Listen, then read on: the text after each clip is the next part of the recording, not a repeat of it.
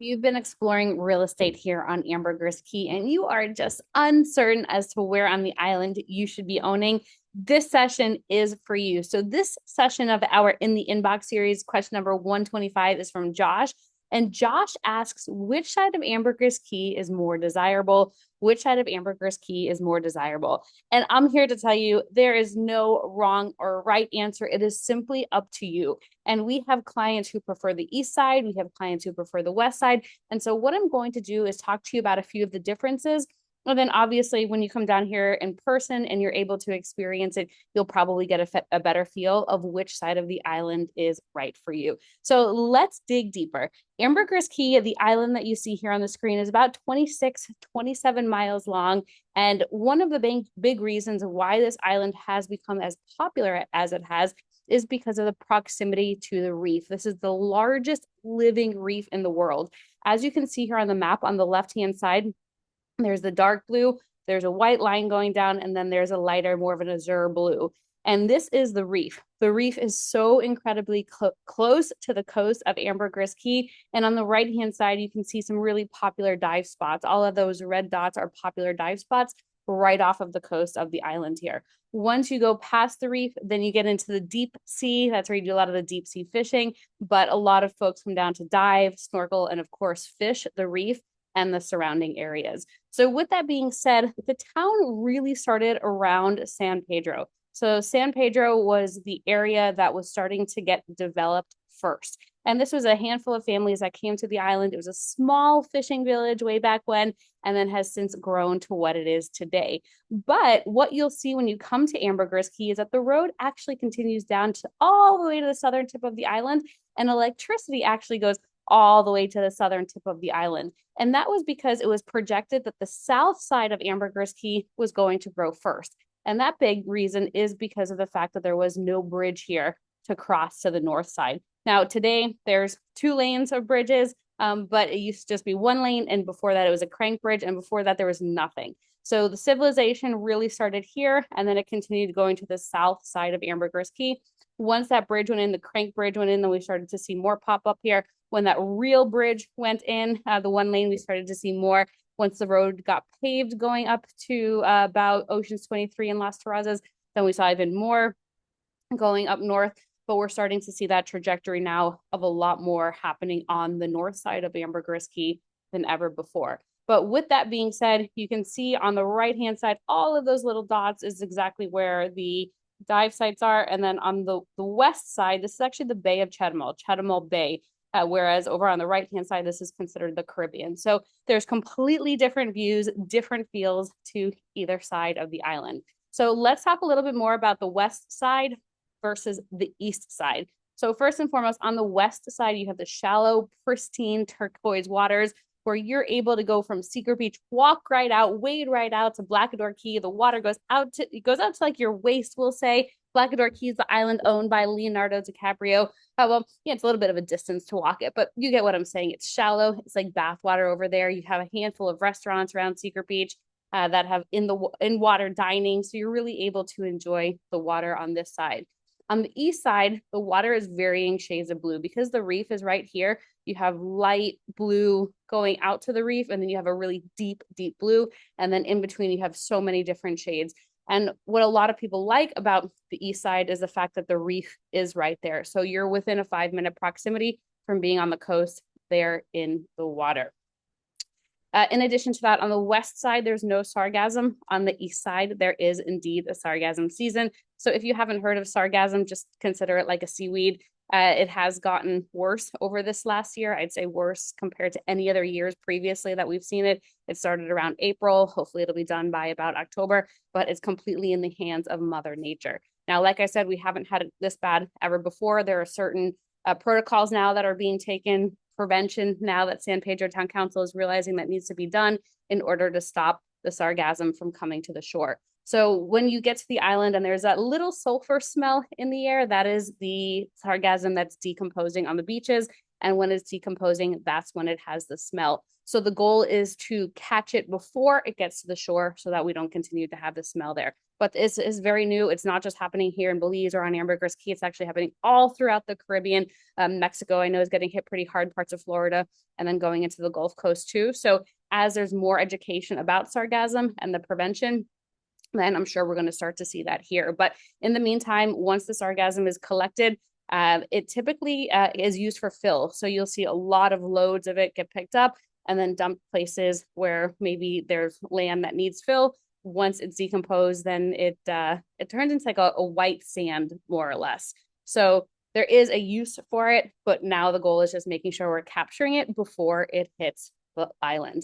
Now, on the west side, though, you don't have the sargassum, so you can come to this side and not even smell anything. But if you are riding along the east side, and it's certain pockets, because there's channels and canals throughout the reef here. So where there's a channel, that means there's an opening. And so the sargassum is going in and making its way to shore. So if you actually go to Google Maps and you zoom in and you're able to see some of the channels and you're able to even see some brown stretches, that's where you can expect the sargassum to be worse compared to other parts. But it's not all along the island. It's not all along the east side. It's worse in certain areas than others for sure. But again, on the west side and on the lagoons, over here, you don't have that. So something to consider as you're looking at your properties.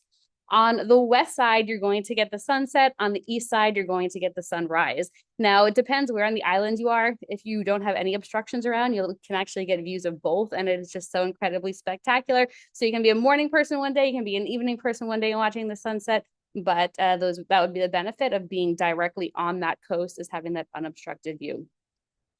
In the west, I would say there's not as much marine life as there is on the east side. As you can imagine, because the reef is right here and there's just tons of marine life, we tend to have a lot more on the east side. I know for a handful of our clients, this is why ultimately they chose to be on the east side, regardless of the sargassum, because for them, it was more important to be able to put their snorkel gear on and get out into the reef, or to kayak and to just see the marine life, than for them to have the pretty waters. If you're not as much into the marine life, you're more into the pretty waters all year round, then the west side may be the better choice for you. In addition to that, the west side is currently all off-grid. So it means you're on your own water system and you're on your own electricity. And I'm speaking specifically about this Secret Beach area because that is the biggest neighborhood on the west side right now. However, we are starting to see more development pop up, more parcels of land for sale along the west side, but they may not have road access at this point. But we're going to be talking, when I say off-grid, all off-grid, that is specifically Secret Beach. However, that does also pertain to the areas here along the West Coast. Now, I did hear some rumors that BEL, the electric company, is planning to bring an underground line for electricity to come here at Secret Beach and be able to service the west side here. But I tend to believe things when I see it happening, and we haven't seen that yet, but I have had that information from a few different sources at this point. So we'll see. We'll see, but I'm not going to be, telling you when that's going to happen. In addition to that, on the east side, because as we were mentioning, the town really started in this area over here. This is where electricity was brought to first. So electricity lines the coast here, going down to the south side of the island, and then also goes all the way up as far as Tranquility Bay. So if you follow my cursor again, right over here, this is Newtown. Newtown is the next town that is developing as a town.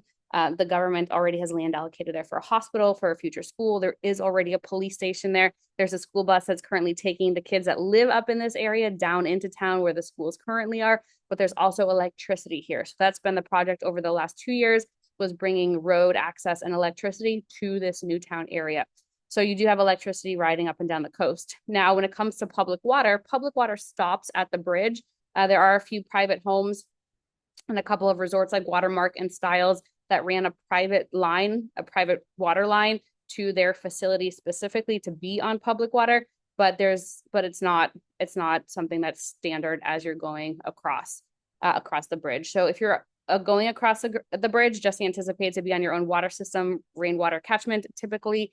And some people have wells. However, we don't readily have the equipment here to drill wells. So it could be very, very expensive to bring that machinery over. So most tend to do rainwater catchment systems, depending on the size of your house, will depend on how big your cistern is going to be. And then they have their own septic as well. I know there's a new development that's going on over in this area over here.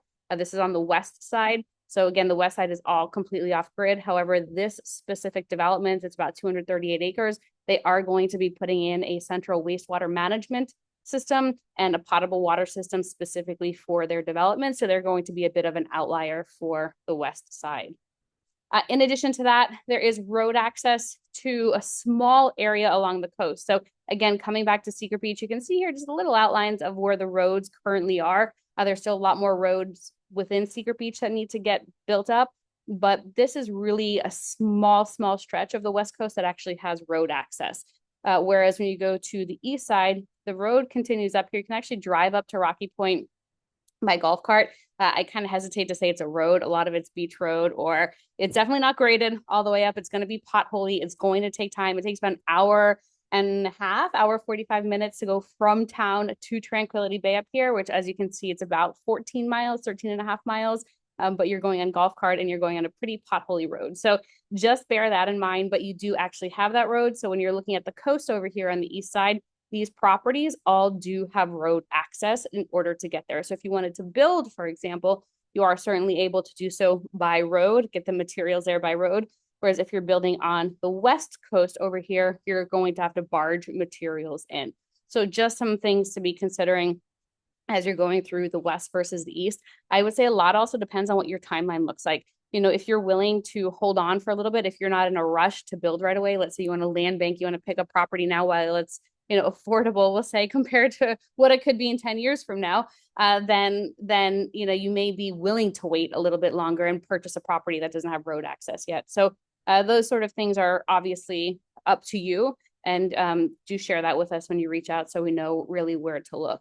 Now, here are just some differences between the west side and the east side. So the west side, again, the pristine, like turquoise waters goes up to your hips. You can wait out for a while with a cold drink in your hand, and they have some of the most beautiful beaches. Now, along the west coast, you don't always have the sandy beaches, the white sandy coves. A lot of times, actually, the beaches that you see at Secret Beach, for example, a lot of those beach bars are man-made. There's a lot of limestone out there.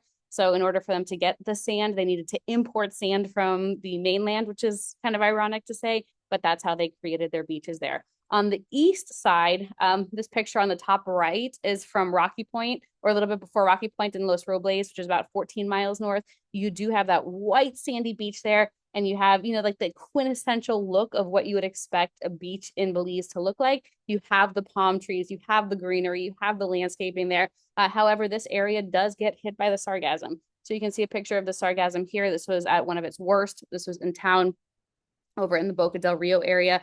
But as I mentioned, you know, they are looking at ways to help mitigate it, to prevent it from getting to shore. There were 2 machines that were recently purchased to collect the sargassum while it was in the water, and then they bring it to land, and then from there we'll dispose of it. So again, it's a fairly new problem. Like I mentioned, it was not like this before. So as the masterminds, the smart folks get together and talk about how to mitigate it coming to shore, I think we'll start to see a lot of progress in that end.